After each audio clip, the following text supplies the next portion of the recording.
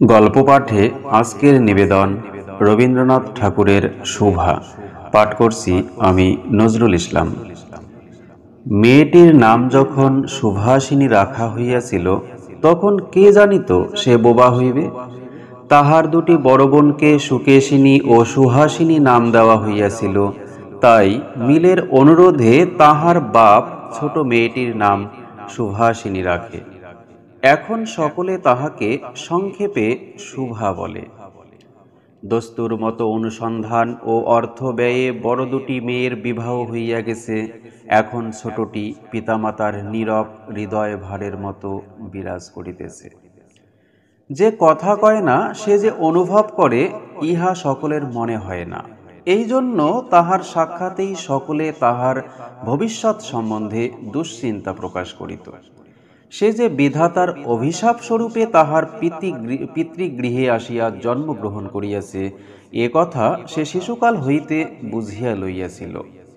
তাহার ফল এই হইয়াছিল, সাধারণের দৃষ্টিপথ হইতে সে আপনাকে গোপন করিয়া রাখিতে সর্বদাই চেষ্টা করিত।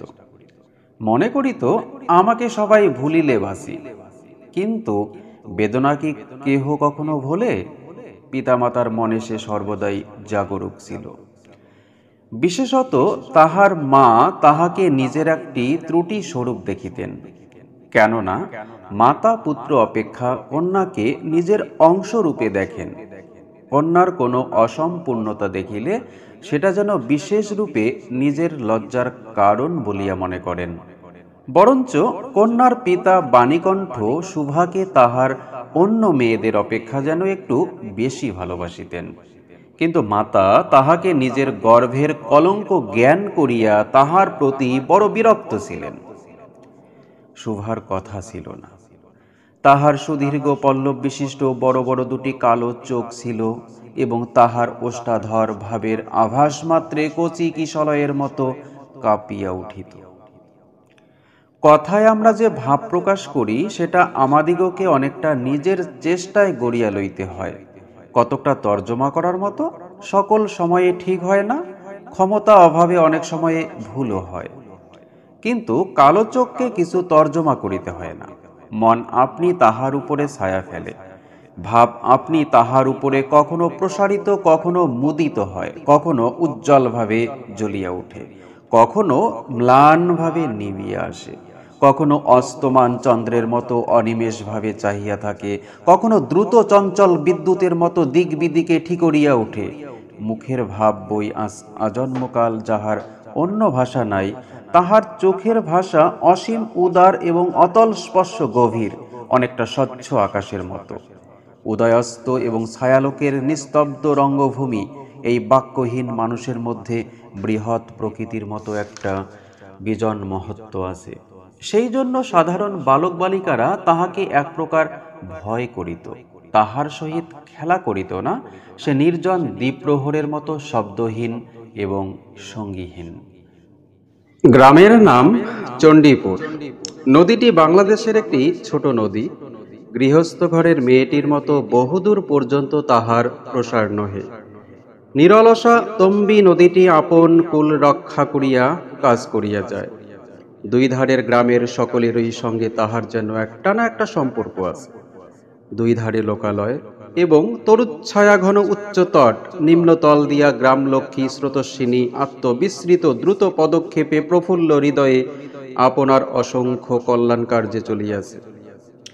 বাণীকণ্ঠের ঘর নদীর একেবারে উপরেই। তাহার বাখারির বেড়া, আটচালা গোয়াল ঘর, ঢেকিশালা, খড়ের স্তূপ, তেঁতুলতলা, আম, কাঁঠাল এবং কলার বাগান নৌকাবাহী মাত্রেরই দৃষ্টি আকর্ষণ করে। এই গার্হস্থ্য সচ্ছলতার মধ্যে বোবা মেয়েটি কাহারও নজরে পড়ে কিনা জানি না, কিন্তু কাজকর্মে যখনই অবসর পায় তখনই সে নদী তীরে আসিয়া বসে। প্রকৃতি যেন তাহার ভাষার অভাব পূরণ করিয়া দেয়, যেন তাহার হইয়া কথা কয়। নদীর কলধ্বনি, লোকের কোলাহল, মাঝির গান, পাখির ডাক, তরুর মর্মর সমস্ত মিশিয়া চারিদিকের চলাফেরা আন্দোলনের কম্পনের সহিত এক হইয়া সমুদ্রের তরঙ্গ রাশির ন্যায় বালিকার চিরনিস্তব্ধ হৃদয় উপকূলের নিকটে আসিয়া ভাঙিয়া পড়ে। প্রকৃতির এই বিবিধ শব্দ এবং বিচিত্র গতি, ইহাও বোবার ভাষা। বড় বড় চক্ষু পল্লব বিশিষ্ট শুভার যে ভাষা, তাহারই একটা বিশ্বব্যাপী বিস্তার। ঝিল্লির পূর্ণ তৃণভূমি হইতে শব্দাতীত নক্ষত্রলোক পর্যন্ত কেবল ইঙ্গিত, ভঙ্গি, সঙ্গীত, ক্রন্দন এবং দীর্ঘ নিঃশ্বাস।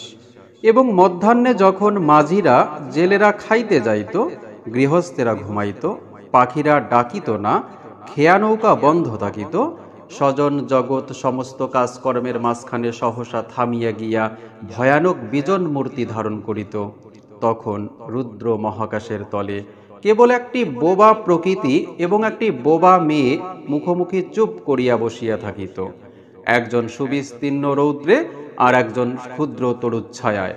শুভার যে গুটিকতক অন্তরঙ্গ বন্ধুর দল ছিল না, তাহা নহে। গোয়ালের দুটি গাভী, তাহাদের নাম সর্বশী ও পাঙ্গুলি। সে নাম বালিকার মুখে তাহারা কখনো শুনে নাই, কিন্তু তাহার পদশব্দ তাহারা চিনিত। তাহার কথাহীন একটা করুণ সুর ছিল, তাহার মর্ম তাহার ভাষার অপেক্ষা সহজে বুঝিত। শুভা কখন তাহাদের আদর করিতেছে, কখন ভৎসনা করিতেছে, কখন মিনতি করিতেছে, তাহা তাহারা মানুষের অপেক্ষা ভালো বুঝিতে পারিত। শুভা গোয়ালে ঢুকিয়া দুই বাহুর দ্বারা সর্বশীর গিবড়া বেষ্টন করিয়া তাহারা কানের কাছে আপনার গণ্ডদেশ ঘর্ষণ করিত এবং পাঙ্গুলি স্নিগ্ধ দৃষ্টিতে তাহার প্রতি নিরীক্ষণ করিয়া তাহার গা চাটিত। বালিকা দিনের মধ্যে নিয়মিত 3 বার করিয়া গোয়াল ঘরে যাইত। তাহা ছাড়া অনিয়মিত আগমনও ছিল। গৃহে যেদিন কোনো কঠিন কথা শুনিত, সেদিন সে অসময়ে তাহার এক মুখ বন্ধ দুটির কাছে আসিত, তাহার সহিষ্ণুতা পরিপূর্ণ। বিষাদ শান্ত দৃষ্টিপাত হইতে তাহারা কি একটা অন্ধ অনুমান শক্তির দ্বারা বালিকার মর্মবেদনা যেন বুঝিতে পারিত এবং শুবার গা ঘেঁষিয়া আসিয়া অল্পে অল্পে তাহার বাহুতে শিং ঘষিয়া ঘষিয়া তাহাকে নির্বাক ব্যাকুলতার সহিত সান্ত্বনা দিতে চেষ্টা করিত। ইহারা ছাড়া ছাগল এবং বিড়াল শাবকও ছিল, কিন্তু তাহাদের সহিত শুভার এরূপ সমকক্ষ ভাবের মৈত্রী ছিল না। তথাপি তাহারা যথেষ্ট আনুগত্য প্রকাশ করিত। বিড়াল শিশুটি দিনে এবং রাত্রে যখন তখন শুভার গরম কোলটি নিঃসংকোচে অধিকার করিয়া সুখ নিদ্রার আয়োজন করিত এবং শুভা তাহার গ্রীবা ও পৃষ্ঠে কোমল অঙ্গুলি বুলাইয়া দিলে যে তাহার নিদ্রাকর্ষণের বিশেষ সহায়তা হয়, ইঙ্গিতে এরূপ অভিপ্রায় প্রকাশ করিত। উন্নত শ্রেণীর জীবের মধ্যে শুভার আরও একটি সঙ্গী জুটিয়াছিল, কিন্তু তাহার সহিত বালিকার ঠিক কিরূপ সম্পর্ক ছিল তাহা নির্ণয় করা কঠিন, কারণ সে ভাষা বিশিষ্ট জীব। সুতরাং উভয়ের মধ্যে সমভাষা ছিল না। গোসাইদের ছোট ছেলেটি, তাহার নাম প্রতাপ। লোকটি নিতান্ত অকর্মণ্য। সে যে কাজকর্ম করিয়া সংসারের উন্নতি করিতে যত্ন করিবে, বহু চেষ্টার পর বাপ মা সে আশা ত্যাগ করিয়াছেন।